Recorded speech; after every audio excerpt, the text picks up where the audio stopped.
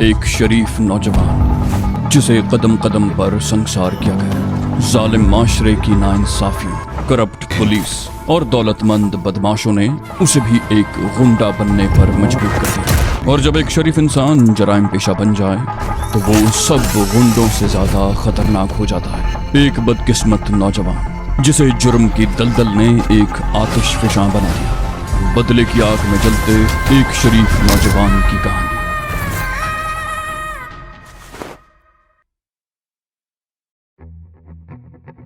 शारिक और समीना कॉफी पीने के बाद लॉर्ड्स से बाहर निकले तो 11 बजने वाले थे। वहां की रौनक में अभी कोई फर्क नहीं आया था। खासी चहल पहल थी।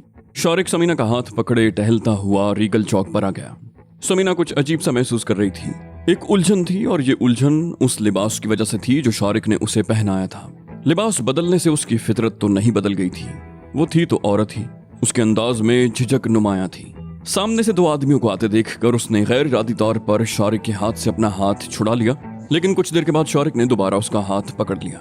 वो कुछ देर तक रीगल चौक पर खड़े रहे और फिर शारिक ने एक टैक्सी रोकी। उसने पिछली सीट का दरवाजा खोलकर पहले समीना को अंदर बैठने का मौका दिया और फिर खुद उसके साथ बैठकर दरवाजा बंद कर दिया। ड्राइवर ने सामने लगे हुए बैक व्यू मिरर में देखते हुए पूछा, कहाँ चलना है जी?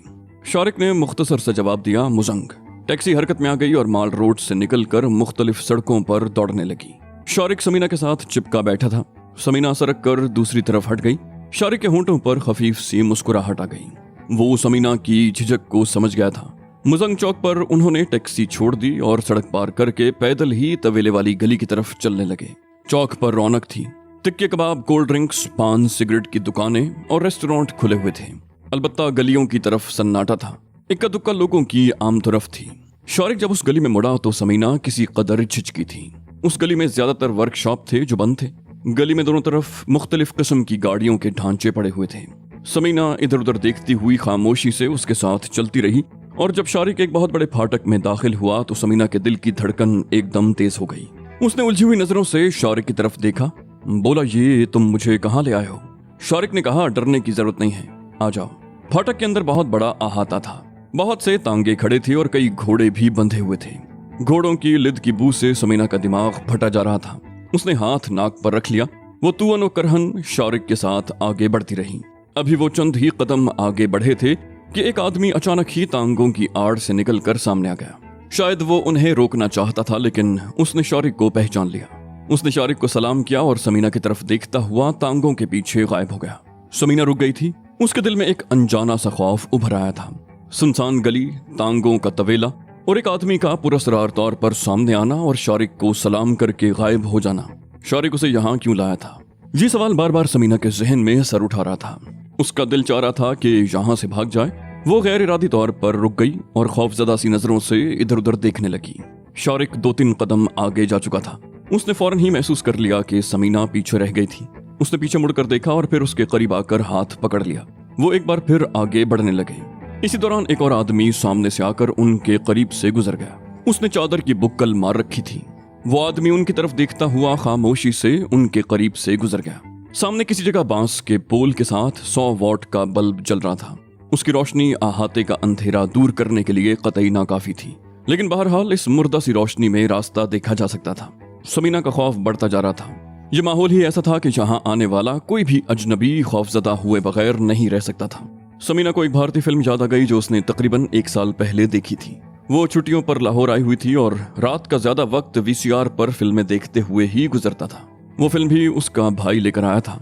भारत के सबसे बड़े शहर बम्बई के पस मंजर में बनाई जाने वाली ये फिल्म दरअसल बम्बई की ज़ेरे ज़मीन दुनिया की कहानी थी। एक जराइम पेशा गिरोह जो मनशियात की स्मगलिंग के अलावा जुए के अड्डे भी चलाता था। बिल्कुल ऐसा मंजर था। तांगों का तवेला और उसके अंदर मनशियात और जुए का अड्डा। उस फिल्म में पुलिस ने उस अड्डे पर छापा मारा तो उस अड्डे पर मौजूद हर शख्स पुलिस के सामने एक चट्टान बन गया। ये जगह बिल्कुल वैसी ही थी। वसी और इस अहाता, तांगों का तवेला, पुरस्कार लोगों की आमदोरफ्त। क्या ये भी मनशियात का अड्डा था? समीना के जहन में फैसलाबाद का वो कब्रिस्तान उभर आया जहां नौलखे ने मनशियात का अड्डा कायम कर रखा था और जब शारिक उसे वहां लेकर गया था तो पुलिस ने छापा मार दिया था और वहीं से उसकी बर्बादी का असल दौर शुरू हुआ था। और शारिक अब उसे फिर एक ऐसी ही जगह पर ले आया था। वो जैसे ही तांगों की आड़ से निकले, एक मजार देखकर समीना चौंके बगैर न रह सकी। मजार के गुंबद पर ऊपर एक मध्यम रोशनी का बल्ब जल रहा था। जबकि दाईं तरफ 2-3 कमरे बने थे। उनके सामने भी एक बल्ब रोशन था। समीना रुक गई। उसने अजीब सी नजरों से शौरिक की तरफ देखा। बोली, ये तुम मुझे कहाँ ले आए हो? शौरिक ने कहा, ये मेरा अड्डा है, तुम्हें डरने की जरूरत नहीं है, चलिए आओ। 2 कमरों के दरवाजे खुले हुए थे और दोनों कमरों में रोशनी हो रही थी। शौरिक के कमरे में दाखिल हो गया। समीना दरवाजे के बाहर ही रुक गई। अंदर से आने वाली एक आवाज समीना की समात से टकराई। आओ शौरिक बाबू, मैं तो बहुत देर से तुम्हारा इंतजार कर रहा था, एक खुशखबरी सुनानी है तुम्हें। शौरिक बोला, मैं जानता हूँ कि तुम मुझे क्या खुशखबरी सुनाना चाहते हो। पहली आवाज ने कहा, तो तुम्हें पता चल गया है? शौरिक बोला, इत्तेफाक से मैं उस वक्त लक्ष्मी चौक में ही था। पुलिस ने जब कार्रवाई शुरू की तो मैं वहां से निकल गया था। खैर, नौलखा कहाँ है? पहली आवाज ने जवाब दिया, दूसरे कमरे में, शायद सो गया है। फिर शौरिक की आवाज सुनाई दी, अरे 1 मिनट रुको। दूसरे ही लम्हे वो बाहर आ गया। बोला, अरे तुम यहाँ रुक गई हो, अंदर आ जाओ। शौरिक उसे हाथ से पकड़कर अंदर ले गया। कमरे में शौरिक के अलावा 2 आदमी और थे। उनमें एक गामा था और दूसरा हनीफ, जो निक्के पहलवान का आदमी था, लेकिन कल रात से उनके साथ था। वो दोनों समीना को देखकर चौंके बगैर न रह सके। वो अजीब सी निगाहों से उसकी तरफ देख रहे थे। शौरिक ने समीना का हाथ पकड़कर उसे दरी पर बिठाया। बोला, बैठो भाई, खड़े क्यों हो? और खुद भी दीवार से टेक लगाकर बैठ गया। समीना भी दीवार से टेक लगाए हुए थी। उसने दोनों घुटने उठा रखे थे और इस तरह बैठने से वो बड़ी उलझन महसूस कर रही थी।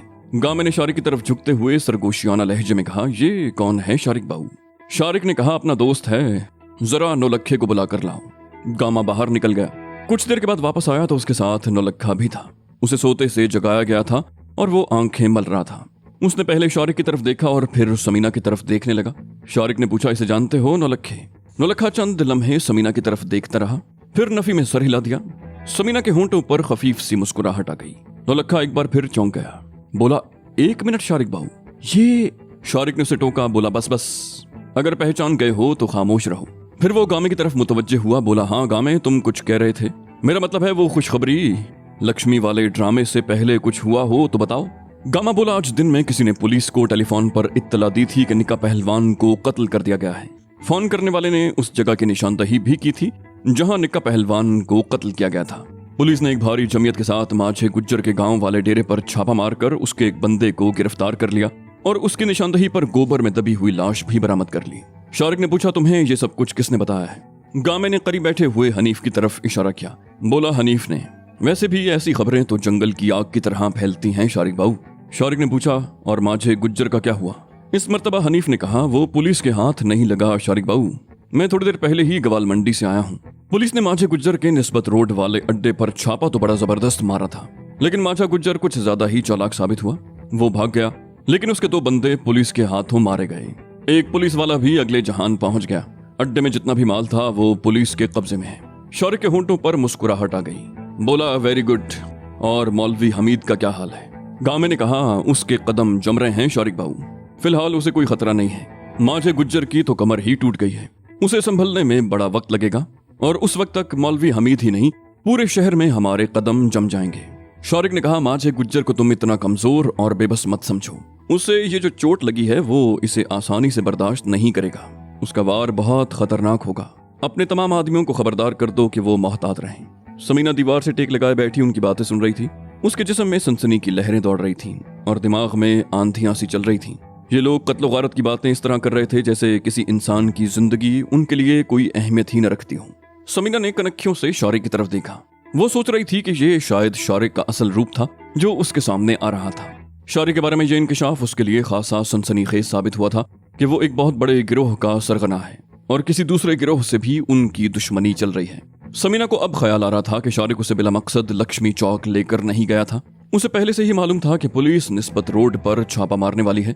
वो इसीलिए वहां गया था कि पुलिस की इस कार्रवाई को अपनी आंखों से देख सके और फिर मुतमईन होने के बाद समीना को लेकर वहां से रुखसत हो गया। शौरिक ने गामे से पूछा, और तुम्हारा बिजनेस कैसा है गामे? गामे ने जवाब दिया, ठीक है शौरिक बाबू, रकम जमा हो गई है, चाहो तो लेते जाओ। शौरिक बोला, रकम अभी पास ही रहने दो, और हाँ, नौलखे को अखबारात या किसी और सिलसिले में तकलीफ नहीं होनी चाहिए। गामे ने कहा, फिक्र ही ना करो शौरिक बाबू, नौलखे को मेरे होते भला क्या तकलीफ हो सकती है। शौरिक बोला, ठीक है, अब मैं चलता हूँ, कल किसी वक्त चक्कर लगाऊंगा। ये कहते ही वो उठ गया। समीना भी फौरन ही उठ गई। नौलखा उन्हें बाहर के गेट तक छोड़ने के लिए उनके साथ आया। नौलखे ने कहा, यह तुमने बहुत अच्छा किया समीना बीबी कि अपना हुलिया बदल लिया। अब तुम आजादी से घूम फिर भी सकोगी और कोई तुम्हें पहचान भी नहीं पाएगा। समीना बोली, मगर तुमने तो मुझे पहचान लिया। नौलखा बोला, इसलिए कि मैंने तुम्हें पहले देखा हुआ है। अगर शारिक बाबू मुझे खास तौर पर तुम्हारी तरफ मुतवज्जे न करता तो शायद मैं भी तुम्हें न पहचान पाता। बहरहाल अब तुम बड़ी हद तक महफूज हो, कोई आम आदमी तुम्हें नहीं पहचान सकता। नौलखे ने कहा, लेकिन एक बात ऐसी है जो देखने वाले को शुबे में डाल सकती है। शारिक ने पूछा, वो क्या? नौलखे ने कहा, वो ये कि देखने वाला इस शुबे में मुब्तला हो सकता है कि ये लड़का है या लड़की। समीना का चेहरा सुर्ख हो गया, उसने एकदम रुख बदल लिया। शारिक और नौलखा कुछ देर तक बातें करते रहे, फिर शारिक ने उससे हाथ मिलाया और समीना का हाथ पकड़कर गेट से निकलकर गली में आ गया। जब वो घर पहुंचे तो रात के 2 बज चुके थे। समीना बहुत थक गई थी। उसने कमरे में दाखिल होते ही दरवाजा बंद किया और कपड़े तब्दील करने लगी। अपना लिबास पहनकर उसे बड़ा सुकून मिला। उसने पैंट शर्ट उठाकर कुर्सी की पुश्त पर डाल दी और दरवाजा खोल दिया। शारिक लाउंज में कुर्सी पर बैठा हुआ था। उसने कपड़े नहीं बदले थे। समीना ने उसकी तरफ देखते हुए कहा, मैं सोने जा रही हूँ, मुझे परेशान मत करना, बहुत थकी हुई हूँ। ये कहकर वो पलंग पर लेट गई। शारिक ने वाकई उसे परेशान न किया। समीना सुबह देर तक सोती रही, फिर शारिक भी देर से ही सोया। 11 बजे के लगभग वो दोनों मेज पर बैठे नाश्ता कर रहे थे। समीना ने उसकी तरफ देखते हुए कहा, ये सब लोग कौन हैं? माझा गुज्जर कौन है और ये कत्ल गारत, ये सब क्या है? शारिक बोला, मैं तुम्हें जानबूझकर वहां लेकर गया था ताकि तुम सब कुछ देख सको। समीना ने उसे घूरा, बोली, क्या मतलब, क्या कहना चाहते हो तुम? शारिक ने उसके चेहरे पर नजरें जमाते हुए कहा, समीना, तुम्हारी जिंदगी भी अब मेरी तरह एक नया रास्ता इख्तियार कर चुकी है। एक तरफ पुलिस तुम्हारी तलाश में है और दूसरी तरफ तुम अपने माँ बाप और अपने घर से महरूम हो चुकी हो। तुम अब वो जिंदगी नहीं गुजार सकती जिसकी तुमने कभी ख्वाहिश की थी। ये नई जिंदगी उस जिंदगी से बहुत मुख्तलिफ होगी जिसके तुमने ख्वाब देखे थे। वो एक लम्हे को खामोश हुआ, फिर बात जारी रखते हुए बोला, मैंने भी कोई जुर्म नहीं किया था, लेकिन मुझे अपनी जिंदगी का एक तवील हिस्सा आहनी सलाखों के पीछे गुजारना पड़ा और जब मैं जेल से बाहर आया तो मुझे मुजरिमाना जिंदगी इख्तियार करने पर मजबूर कर दिया गया। कानून के ये मुहाफिज मुझे इस रास्ते पर आगे धकेलते रहे। मैं अकेला था, तन्हा, बेबस और मजबूर। एक तरफ शेरा पहलवान जैसे लोग थे जो मुझे इस दलदल की तरफ खींच रहे थे और दूसरी तरफ कानून के ये मुहाफिज मुझे बचाने की कोशिश करने की बजाय मुझे पीछे से इस खौफनाक दलदल की तरफ धकेलते रहे। फिर मुझे छांगे जैसे आदमी का सहारा मिल गया। उसने मुझे ये सबक पढ़ाया कि अपना हक मांगा नहीं, छीना जाता है। छांगा एक बहुत बड़ा बदमाश था, हिरविन असलहे का स्मगलर। मैं उसका नायब बन गया। मैंने छांगे का दौर भी देखा है। बड़े बड़े पुलिस ऑफिसर्स जर खरीद गुलामों की तरह उसके दर पे हाजिरी देते थे। छांगा मर गया, आज मैं उसका गद्दी नशीन हूँ, लाहौर का सबसे बड़ा असलहे और मनशियात का डीलर। ये मकाम मैंने बड़ी मुश्किल से हासिल किया है, कई मरतबा मौत से पंजा आजमाई की है और आज तुम। वो चंद लम्हों को खामोश हुआ, फिर बात जारी रखते हुए कहने लगा, आज तुम भी उसी जगह खड़ी हो जहां से मैंने अपनी ये घिनौनी जिंदगी शुरू की थी। हम दोनों में बहुत सी चीजें मुश्तरक हैं। मैंने भी कोई जुर्म नहीं किया था और तुम्हारा जुर्म भी सिर्फ ये है कि तुमने एक ऐसे शख्स को पनाह दी थी जो अपनी जान बचाने के लिए तुम्हारे दरवाजे पर पहुंच गया था।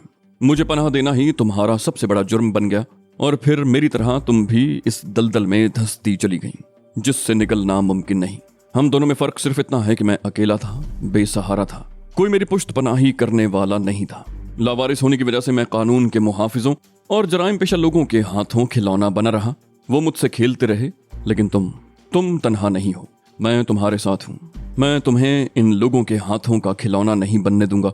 मैं अपने उस अड्डे पर इसलिए लेकर गया था कि तुम उस माहौल से आशना हो सको। तुम्हें यही जिंदगी गुजारनी है, मगर दब कर नहीं, अपर हैंड होकर। समीना ने उसे घूरा, बोली, तो गोया तुम मुझे इस्तेमाल करना चाहते हो। शारिक ने कहा, नहीं, तुम्हें जिंदगी के नशेबो फराज से आगाह करना चाहता हूँ। समीना ने कहा, और अगर मैं इस दलदल में न फंसना चाहूँ तो? शारिक बोला, दोनों रास्ते तुम्हारे सामने हैं, तुम्हें एक रास्ते का इंतखाब करना है। अगर तुम्हारे माँ बाप तुम्हें कबूल कर लेते हैं तो तुम अपने घर जा सकती हो। रहा पुलिस का मामला तो उससे मैं निमट लूंगा, जितना पैसा खर्च होगा करूंगा। पुलिस के रिकॉर्ड से तुम्हारा नाम निकलवा दूंगा। दूसरा रास्ता वही है जो मैंने तुम्हें बताया है, यानी तुम्हें बाकी जिंदगी मेरे साथ गुजारनी होगी ज़ेरे ज़मीन दुनिया में, उस ज़ेरे ज़मीन दुनिया की मलिका बनकर। उस दुनिया का अपना एक रंग है, बड़ी सनसनीखेज जिंदगी है ये। जो एक मर्तबा उसका रंग देख लेता है उसका वापस जाने को जी नहीं चाहता। और अगर ये दोनों रास्ते तुम्हारे लिए मुश्किल हों तो एक तीसरा रास्ता भी है। समीना ने सवालिया निगाहों से उसकी तरफ देखा, बोली, वो कौन सा रास्ता है? शारिक बोला, नाश्ता कर लो फिर बताऊंगा। वो नाश्ता तकरीबन खत्म कर ही चुके थे, अब चाय की चुस्कियां ले रहे थे। समीना ने पूछा, ये माझा गुज्जर कौन है? उससे तुम्हारा क्या ताल्लुक है? शारिक ने कहा, ये भी हमारी ही बरादरी का है। छांगे का बड़ा अच्छा दोस्त था, उसका दूध का कारोबार था, सरहद की तरफ थोड़ी सी जमीन भी है। अनाज और सोना वगैरह सरहद पार स्मगल किया करता था, अब भी करता है। 250-300 भैंसें थीं उसकी, बड़ा मुनाफा बख्श कारोबार था। फिर छांगा उसे अपनी लाइन पर ले आया। उसने तमाम भैंसें बेच दी और हेरोइन का बिजनेस शुरू कर दिया। चालाक आदमी था, बड़ी जल्दी कदम जमा लिए, लेकिन जरा जल्दबाजी कर गया। लाहौर की मनशियात की मार्केट पर कब्जा करने के ख्वाब देखने लगा, लेकिन छांगा उसके रास्ते की रुकावट था। उसने छांगे के एक आदमी जीरे को तोड़ लिया। उसने जीरे को यह सब्ज बाग दिखाया था कि अगर वो छांगे को कत्ल कर दे तो वो इस गिरोह का सरबराह बन सकता है। जीरा बेवकूफ था, उसकी बातों में आ गया, लेकिन अपनी बेवकूफी ही की वजह से छांगे के हाथों मारा गया। उसने छांगे के फेफड़ों में भी गोली उतार दी थी। छांगा 3-4 दिन तक जिंदगी और मौत की कश्मकश में मुब्तला रहने के बाद मर गया। मरने से पहले उसे पता चल गया कि उसके खिलाफ ये साजिश माझे गुज्जर ने की थी। मौत की हिचकी लेने से पहले छांगे ने मुझे अपने आदमियों के सामने गिरोह का सरगना बना दिया। माझे गुज्जर का ख्याल था कि वो छांगे की मौत के बाद लाहौर की मनशियात की मार्केट पर कब्जा कर लेगा। लाहौर में रोजाना करोड़ों का बिजनेस होता है और हर कोई इस कारोबार पर इजारादारी कायम करने के ख्वाब देख रहा है। हमारे ग्रुप की पोजीशन इस वक्त सबसे ज्यादा मजबूत है, जबकि माझा गुज्जर हमें यहाँ से निकालना चाहता है। इस सिलसिले में दोनों पार्टियों में कई मुसल्लह तसादुम हो चुके हैं। दोनों तरफ के मुतअद्दिद आदमी मारे जा चुके हैं। इस सिलसिले में पहल माझा गुज्जर ने ही की थी। सबसे पहले उसने हमारे आदमी को मारा था। मेरे आदमियों ने बदला लेने के लिए उसका बंदा मार दिया। इस तरह ये सिलसिला चल रहा है।